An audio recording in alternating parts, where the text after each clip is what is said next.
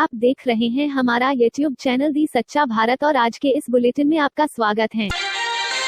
नमस्कार साथियों, स्वागत है आपका सच्चा भारत YouTube चैनल पर।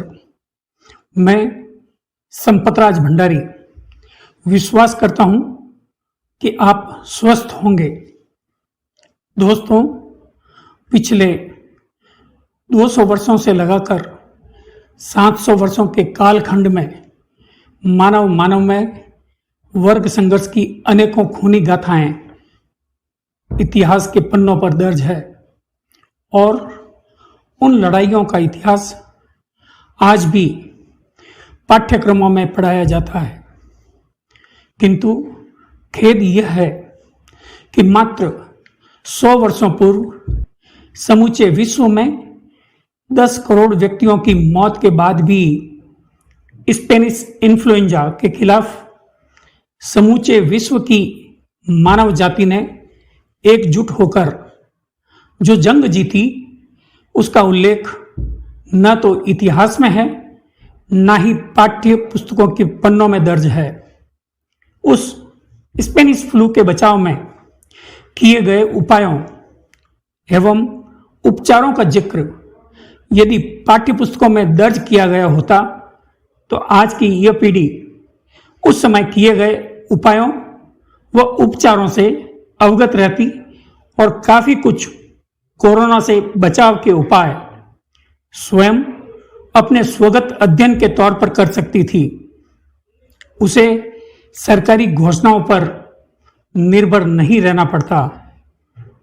खैर, बीती ताही बिसारें। हम आज चर्चा करने वाले हैं उस महामारी के बचाव में क्या उपाय किए गए थे।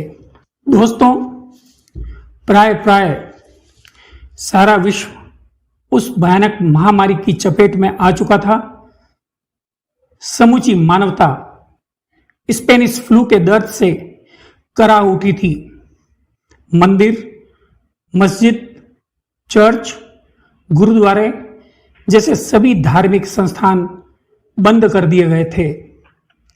स्कूलें, कॉलेजें, विश्वविद्यालय जैसे शैक्षणिक संस्थान भी बंद कर दिए गए थे।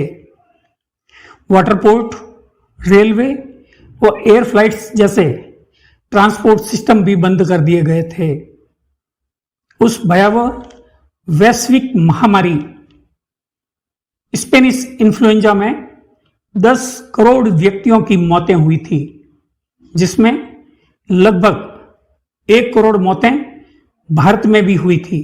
यह महामारी कराची, इलाहाबाद, मुंबई, मद्रास, कोलकाता, लाहौर जैसे सभी बड़े शहरों में ही नहीं बल्कि छोटे छोटे शहरों व गांवों को भी लपेटे में ले चुकी थी।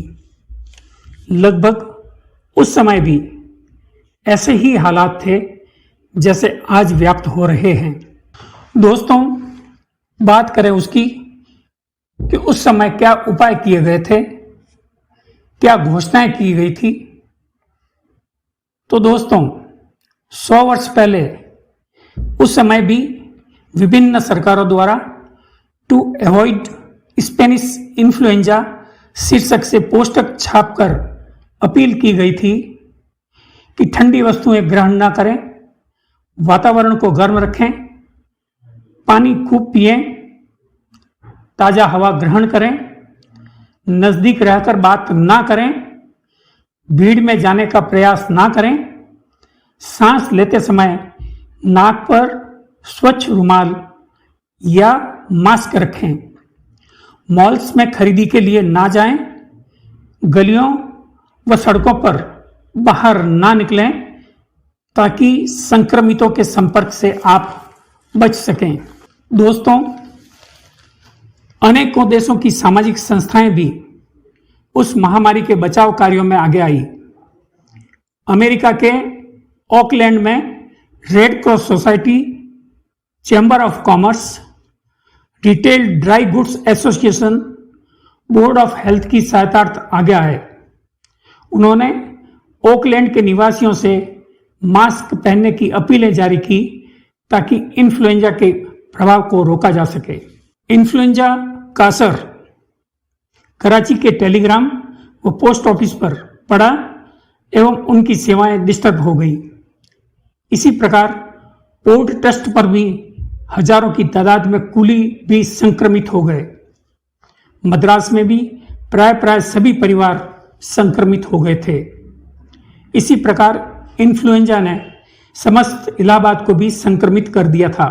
दोस्तों, अमेरिका में किंगस्टन के लोकल बोर्ड ऑफ हेल्थ के मेडिकल ऑफिसर ARB विलियमसन के द्वारा एक पब्लिक नोटिस 10 अक्टूबर 1918 को जारी कर इन्फ्लुएंजा के एपिडेमिक से बचने के लिए 6 घोषणाएं जारी की गई थी।